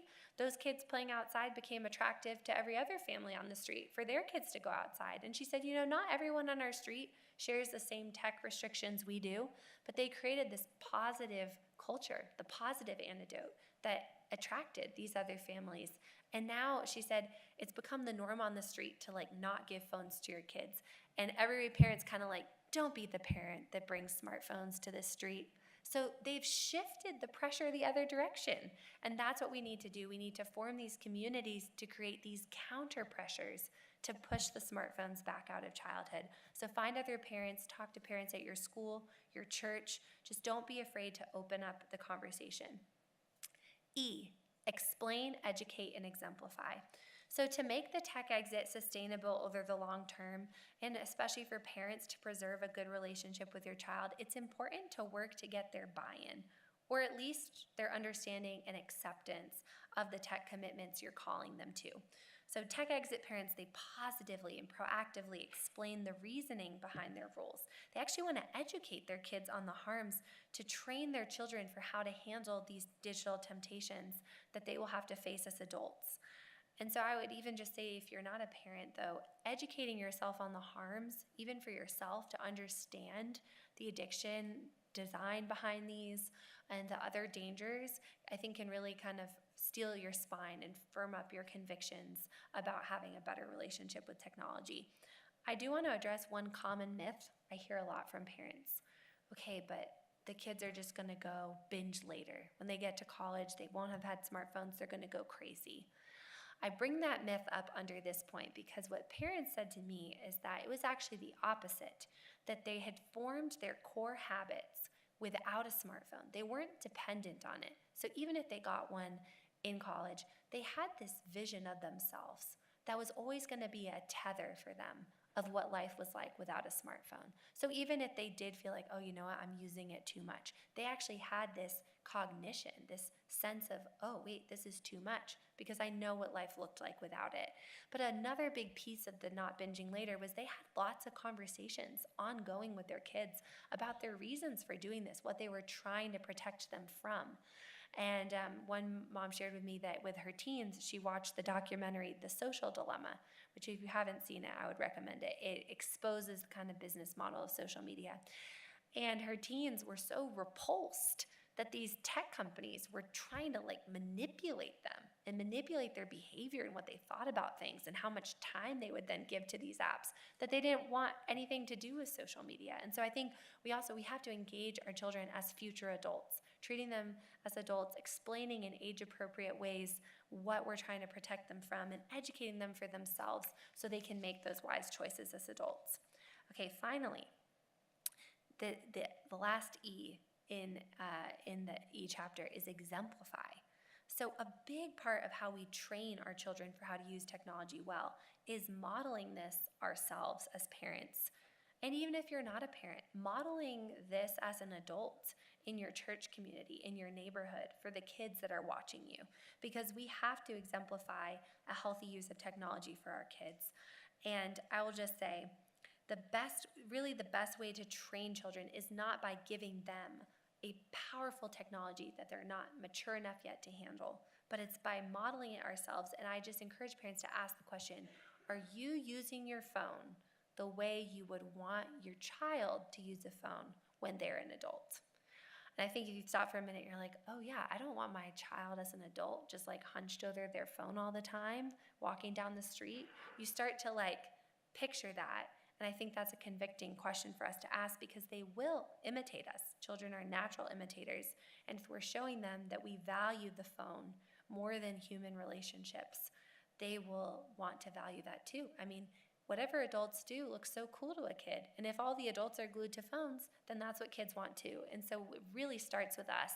And I have a whole kind of checklist at the back of my book, a self-evaluation of your tech habits with some suggestions for how to make our own phones less addicting to ourselves, how to develop more habits and practices where we distance ourselves physically from our devices when we come home or when we go to bed at night, sleeping with your phone in a different room, especially putting it away when you are with your children or sharing a meal with a friend.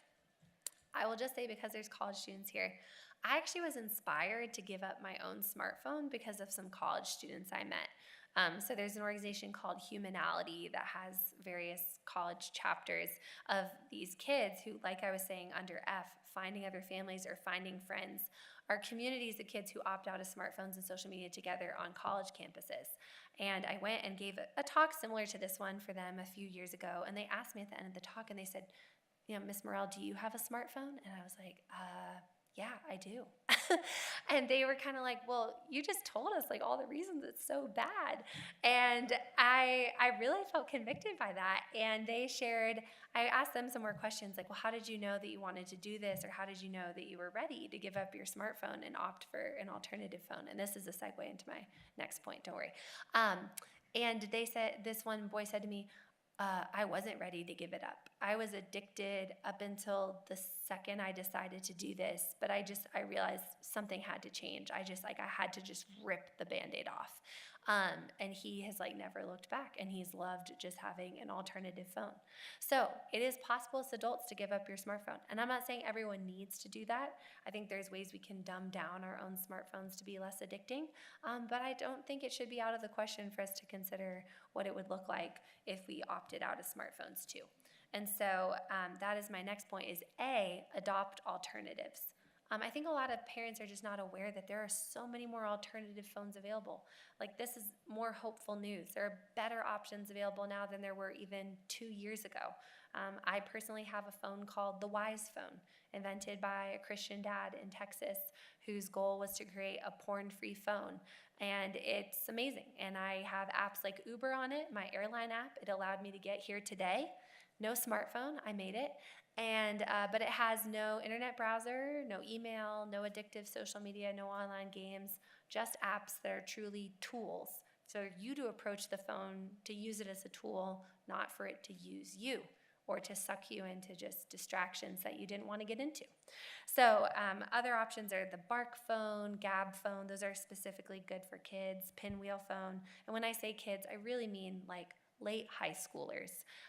All the families I interviewed really encouraged me to convey that delaying the age of first cell phone as long as possible was best. And then when a child really started to move around more independently, or they started to drive, then opt for a cell phone, but an alternative phone to a smartphone. And so there's many more, and I go into that in the book. But I will just say what stood out to me was these parents just did not accept the inevitability of the smartphone, because I also get often asked, but what if the soccer team requires a certain app? So I asked that of these parents. I was like, what did you do if an app was required for something?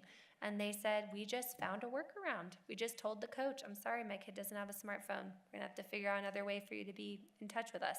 And so I think it's important that we, as parents, we just don't cave in to the pressure of the smartphone. And for each parent that stands up and asks for that workaround, it makes it easier on the next parent. All right, S, set up digital accountability and family screen rules. I think what the main emphasis here is just that there were no kind of complete private channels of communication that a child had that a parent didn't have access to. No kind of absolute right to privacy. So this would be like a child's first email account or texting on a dumb phone. These were all subject to parental oversight. And this didn't mean constant snooping on the part of parents, but the expectation that they could check a child's channel of communications if they had a concern. And one dad said to me, you know, the accountability is itself the protection. My child knowing that I could check their phone for this thing protects them from getting into dangerous things that they shouldn't be. So these families really practiced digital accountability and transparency with each other. And then they also had rules for other screens in the home. So I've been mainly focused on kind of opting out of smartphone, social media, but they did allow their kids to learn how to use a computer, and they would do that in a public way, in a public place, in a way that was purposeful. And so the first kind of key family screen rule is that screens are always used publicly and purposefully. The child always had a reason that they had to go on the computer. It wasn't just to surf the internet. And it was always done in public. And then the second rule that they had was just that screen entertainment is sparing and shared. And so instead of daily television time, they would reserve that for a family movie night on a Friday night or watching a sporting event together on the weekend. And again, it was always shared. It was done on a large screen that everyone could gather around, not these individualized screens dividing every member of the family. And finally, T stands for trade screens for real life responsibilities and pursuits. So tech exit families, they don't only resist screens, they also seek to fill their kids' lives with the goods of the real world. And getting kids on board with a low-tech lifestyle means giving them the connection, attention, independence, and leisure that they are looking for in real life so that the powerful allure of the devices is diminished. And the most important real-life good that these families replace the screens with are real-world relationships and responsibilities.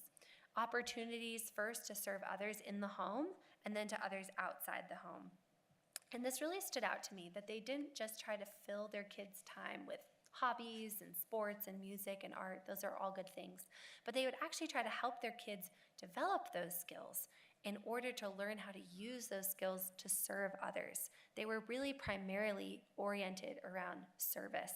First, again, to family members in the home by helping them take on chores and even increasingly adult-like tasks like learning how to cook a meal for the family or help with the grocery shopping. And then in their broader community, in their neighborhood, their church, and their school. And so the tech exit is much more than a return to just a play-based childhood, which has been a big emphasis of Jonathan Haidt. And I just want to say, while it isn't less than that, I'm not saying, oh, we don't want a play-based childhood. Play is certainly important for children's development and health, but children need a greater purpose and vision for their lives. They need a higher calling outside themselves, to others, and to God. And so I just want to share the positive news is that these kids living off screens, learning to serve in their families and in the real world, they're also less anxious. Addressing the deeper problem also helps address the symptoms of it, the mental health symptoms. It turns out that service is an amazing antidote for anxiety because it takes your mind off your own problems and worries. I just want to briefly mention some collective solutions because I think it's important as we're thinking about cultural change. Parents and families are on the front lines, but we also do need schools and lawmakers to support parents in opting out. And so I want to start with schools. I'm sure some of you have followed the news that a new kind of winning policy that schools have been adopting are these bell-to-bell phone bans. This is probably one of the biggest encouragements to me in the public policy space the last several years is just how quickly this policy has taken off. It's been wildly successful. 18 states and the District of Columbia now all have statewide bell-to-bell phone bans. And it's just the results are amazing. Because they increase camaraderie and conversations among students. They increase student respect for teachers, and they reduce discipline issues, as well as improving, of course, academic outcomes. The studies show that students' test scores, grades, GPAs all improve after a ban on phone use, especially the scores of the lowest achieving students. Phone bans help the most vulnerable students the most.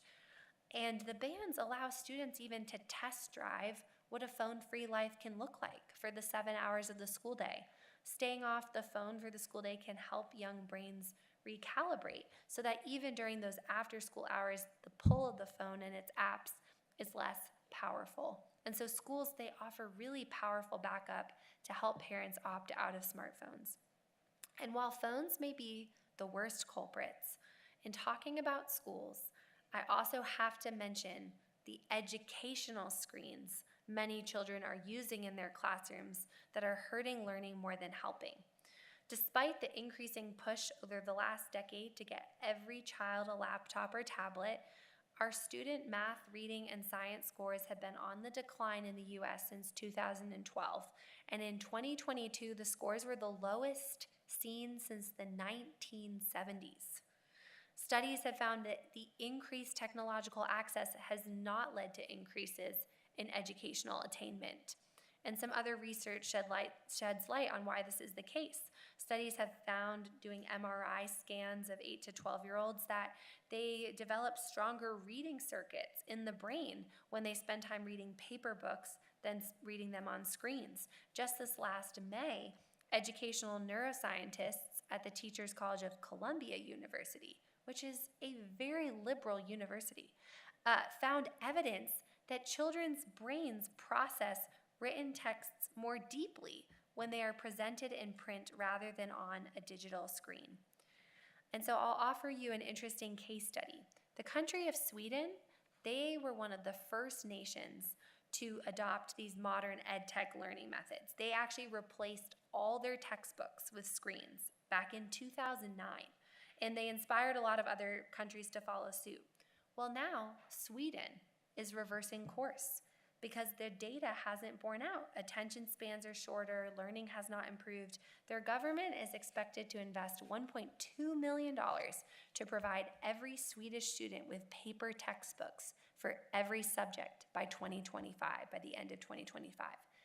I would just challenge America to do the same. We shouldn't be afraid to reverse course when the data tells us that screen-based learning isn't working. And when parents and teachers are seeing firsthand just how distracting the screens are to learning. I know there's a panel tomorrow on AI. The failure of ed tech to improve learning should make us take extreme caution with the recent push for integrating AI into education. Schools should teach students AI as a tool in computer lab settings, but we cannot allow AI to become the main teacher or to be doing the learning for the students. I would really encourage schools, and any of you who are involved in schools and parents, it really helps when we convey to our schools what we want to see from them, to just be as low tech as possible. Don't require the ed tech screens. Don't give every student an AI tutor. Use books and papers. And if you want to teach them how to use computers or AI, do it in a computer lab setting. We should not have tablets on every desk. We want tech ed, not ed tech. And finally, just to policymakers, for those of you who might be interested in public policy, policymakers play an important role in helping to change the culture by changing our laws. And so we should consider laws that provide collective solutions and empower parents, like banning social media until age 18 or even 16, like the country of Australia has done, or require parental consent for minors to form social media accounts, because there's no verification or consent required whatsoever currently. And we also need to require App Store accountability. I was mentioning just how poor the App Store ratings are at the beginning. We need to require App Stores to verify users' age, and then for minors to obtain parental consent to access the App Store, and for every app download or purchase, a parent should have to consent to it. We really need to put parents back in the driver's seat. I offer more ideas in the book, but one last solution I will leave you with that is just winning is now 24 states have passed age verification for pornography websites laws. And then just in June, the Supreme Court upheld these laws as constitutional in Free Speech versus Paxton. And this is just a tremendous victory for all of America's parents and children. It means that no longer when you send your child out into the world can another child on a smartphone pull up a pornography website and put it in their face. There are collective aspects to these harms, and so we do need collective solutions in our laws to protect all our children and to back parents up. And so I hope more states will follow suit and that Congress will pass this on a federal level. All right, in conclusion, children are always being formed by something: family, peers, teachers, media. As parents, our job is to consider what is forming our children and manage what they are being formed into. Every time we hand our children a screen, technology answers that question for us. By their nature, screens form children into self-focused consumers, and they begin to believe that life is just for entertainment and instant gratification. The medium is the message, and kids have gotten the message. The problem is much deeper than the teen mental health crisis. Screens are flattening the very purpose and nature of childhood. It is a crisis of soul. And to address this deeper crisis, as I've explained, we need to just exit digital technologies completely and help our kids re-enter the real world. If we want our children to be happy and successful, if we want them to reach their highest potential in service to God and country, then the most important thing that we can all do, and we all play a part in this, is changing the culture to replace screens and phones with responsibility that turn children's focus outward. And we can all play our part. Parents, talking to other parents in your local communities. Students, talking to other students. Forming your convictions around this now. Just developing better habits with technology. Asking yourself the habits you'd want to model as a parent, and starting today, starting now, developing those habits. Schools banning phones, creating a low-tech school culture, and policymakers in passing reforms to make it easier for parents to opt out. But the tech exit is not the end goal in itself. It is merely a means to pursue true human flourishing as the end which is ultimately found in a relationship with God through Jesus Christ and in relationship with others. We were made to know and love God and to love others made in his image. This is our highest calling. Reclaiming true human flourishing, that is the far greater task ahead of us, of which the tech exit is just the first, though important, step on this path to true joy and fulfillment. So I hope you'll join me on this journey, along with the growing movement of tech exit families, schools, and lawmakers, for the sake of protecting all our children and raising up the next generation of Americans to flourish and to be the leaders that our country needs. Thank you.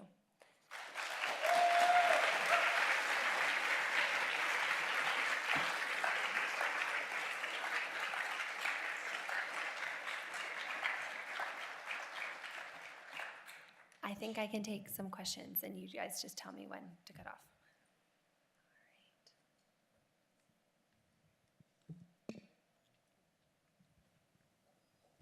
Oh, that's right. They say a good presentation is when you make the audience think.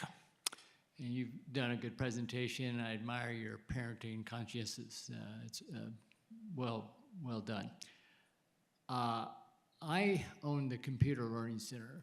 I was a college professor and taught technology. After your speech, I kind of felt like Dr. Dvorkian of technology. I guess my caution would be, sure you've heard of the term Luddite and or the Amish of technology. And I don't mean that derogatory, please understand, but I see everything you point out was really good, and we need to manage it. And it's just good parenting skills. I don't believe the device itself is evil. Technology has a lot of good things about it, and we need to manage it, but use the goodness of it. I mean, I've used it for witnessing. I've used it to do research on biblical matters. So there's a lot of good things about technology. And I taught computers in the classroom. I also taught computers for specialized ed. And in the special ed, it actually was a plus for some of these students that couldn't get their attention. The computer was a good thing in their life. So I don't know, you made me think, and I appreciate that. But I would just say, let's don't throw the baby out with the bathwater. Let's manage it. Many of those principles you said are very, very good. And I think we need to do those things. But at the same time, we need to see how we can use the good for technology as well. Yes, I'll just clarify briefly. I am not arguing of opting out of all technology, and I was trying to convey that in the principle about setting family screen rules. I think computers in particular are not inherently addictive the same way a smartphone or social media are, and can actually be used more as a tool in appropriate ways with parental guidance and oversight. And you're right, there are good uses of technology. I think even screen entertainment, like watching a good movie together or a sporting event, can actually build relationship among family members when enjoyed as a shared experience. So I'm certainly not arguing for Luddite exiting all of technology, but my book is particularly examining the inherently addictive screen technologies of smartphones and social media, particularly in the period of childhood when children's brains are still developing. And I think you expressed some ways that phones could be used well and wisely as adults. I think that it's difficult when you look at the underlying design and it comes to children. I think it takes a lot more time for their brains to develop for them to be able to operate it with that maturity. But thank you for your comments. Thank you. On that subject, what does the research say about the impact on males versus females? Is there a difference there? There's a lot of discussion about impact on teen girls, but there's also evidence recently of radicalizing young men. Yeah, so I would say I think some of the differences, and again, Jonathan Haidt, his book, The Anxious Generation, kind of documents the differences between girls and boys.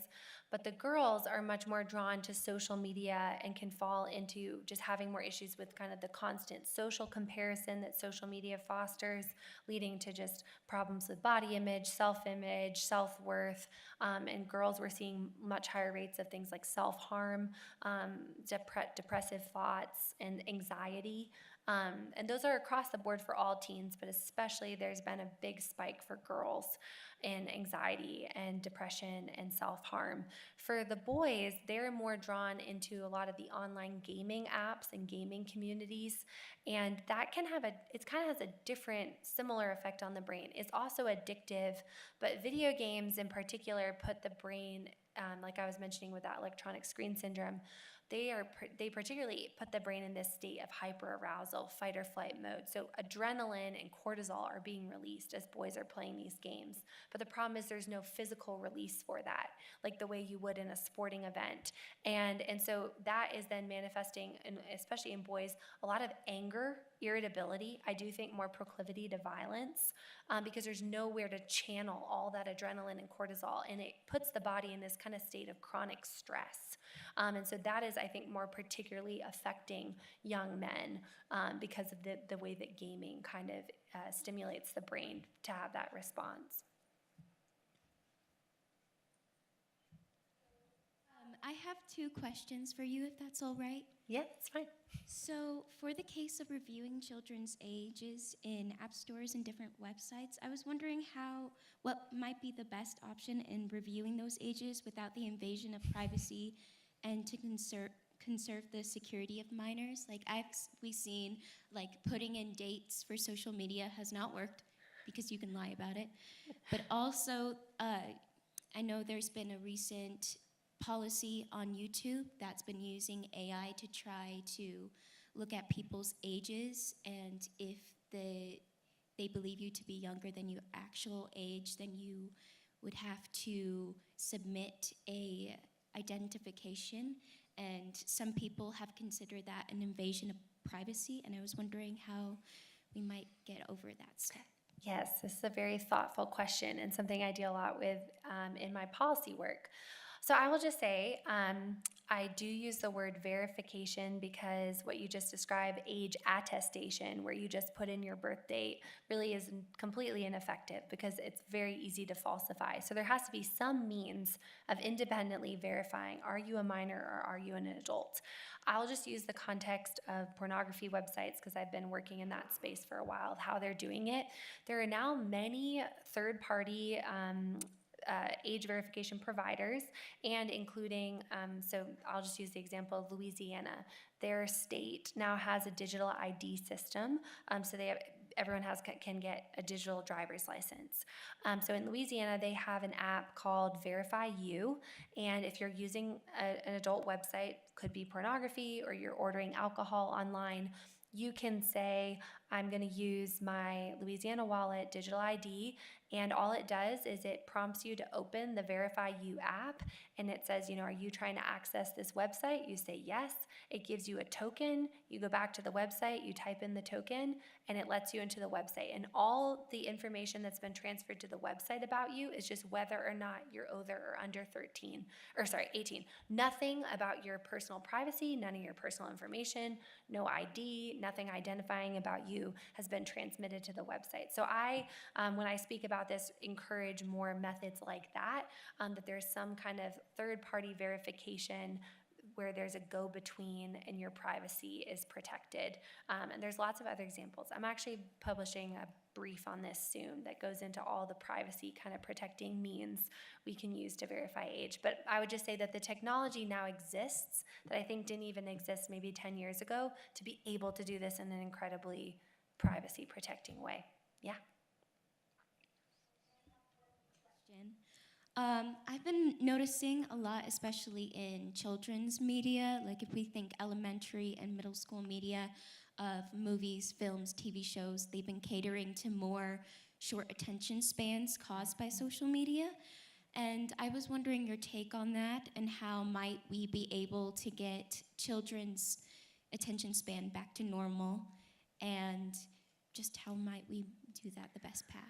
Yeah, so I do address this a little bit in my book, that the implications of the kind of addictive design of the smartphone and social media also really applies to these kind of interactive tablets and screens that younger kids are using, and the way that more of the kind of modern media content is designed is to induce similar dopamine effects.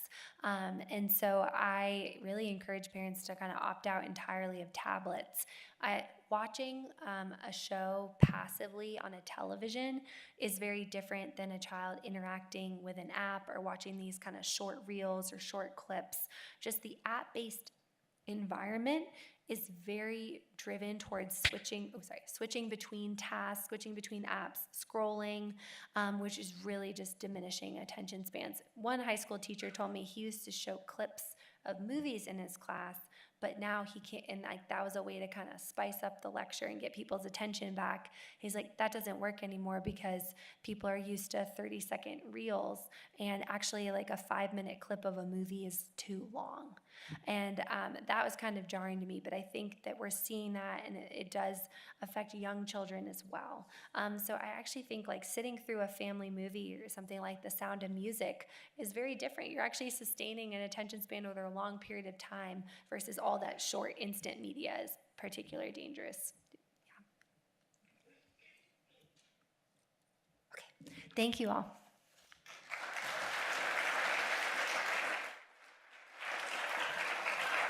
Thank you all for being here tonight. Please, if you haven't already, we have many copies of Clare's book out there. If you're a parent, you need to read this book. If you're a grandparent, buy it for your kids because they need this. And you're going to be a parent soon, you also ought to do this. She's happy to sign these. So we'll set up at a table right outside, and she'll sign copies of the book. If for exiting purposes, it would be best if you could go out these doors behind us or this door over here and avoid this one here unless you are getting your book signed. We will be starting tomorrow morning at 9 a.m. The doors will open at 8. We will have coffee in the back of the room. We look forward to seeing you. We'll have another great session tomorrow, Dr. Jane Twangy, and then great panels, and then Tim Carney as well, giving a lecture in the afternoon. So thank you all for being here. We look forward to seeing you tomorrow morning.